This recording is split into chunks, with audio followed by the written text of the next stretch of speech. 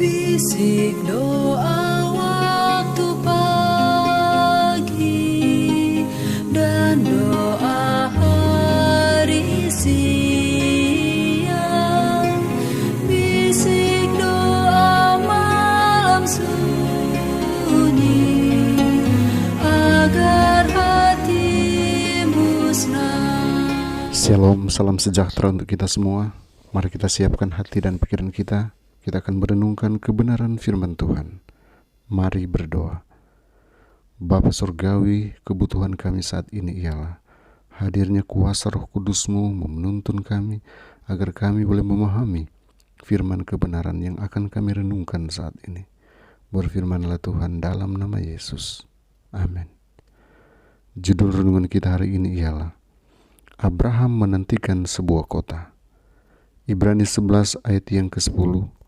Sebab ia menanti-nantikan kota yang mempunyai dasar, yang direncanakan dan dibangun oleh Allah. Saudaraku, Abraham tidak mempunyai harta benda di dunia ini, setapak tanah pun tidak. Ia mempunyai banyak perkara dan ia gunakan semuanya itu demi kemuliaan Allah dan untuk kebajikan sesama manusia. Tetapi ia tidak menganggap dunia ini sebagai rumahnya. Tuhan telah memanggil dia untuk meninggalkan bangsanya yang menyembah berhala dengan janji akan memberikan kepadanya tanah Kanaan sebagai harta milik untuk selama-lamanya. Namun demikian, baik ia atau anak-anaknya atau cucunya tidak memperolehnya. Pada waktu Abraham mencari satu tempat untuk kuburan, ia harus membelinya dari seorang Kanaan. Satu-satunya harta miliknya di tanah perjanjian itu adalah liang kubur yang ada di Gua Makpela.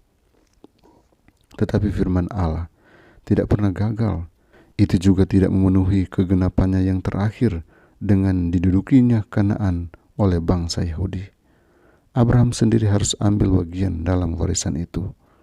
Dan Alkitab dengan jelas mengajarkan bahwa janji-janji yang diberikan kepada Abraham akan digenapkan melalui Kristus. Allah telah memberikan kepada Abraham satu pandangan akan pusaka yang kekal itu, dan ia puas dengan pengharapan ini.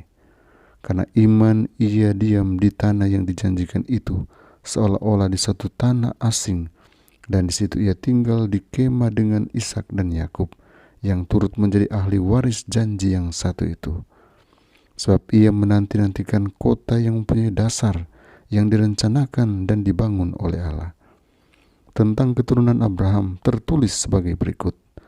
Dalam iman mereka semua ini telah mati sebagai orang-orang yang tidak memperoleh apa yang dijanjikan itu, tetapi yang hanya dari jauh melihatnya dan melambai-lambai kepadanya, dan yang mengakui bahwa mereka adalah orang asing dan pendatang di bumi ini. Kita harus hidup sebagai pengembara dan orang asing di dunia ini, jikalau kita ingin memperoleh tanah air yang lebih baik, yaitu satu tanah air surgawi. Tuhan Yesus memberkati kita. Mari kita berdoa. Bapa surgawi, terima kasih untuk janji yang indah yang Kau berikan bagi kami.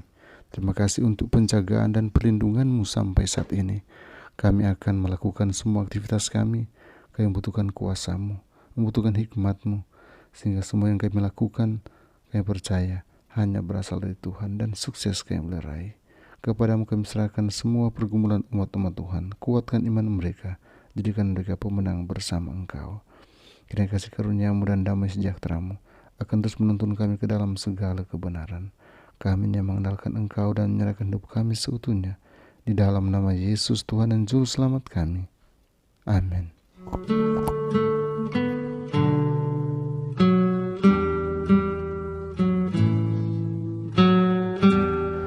Datang sekali lagi menyerahkan seutuhnya hidup kami dan semua rencana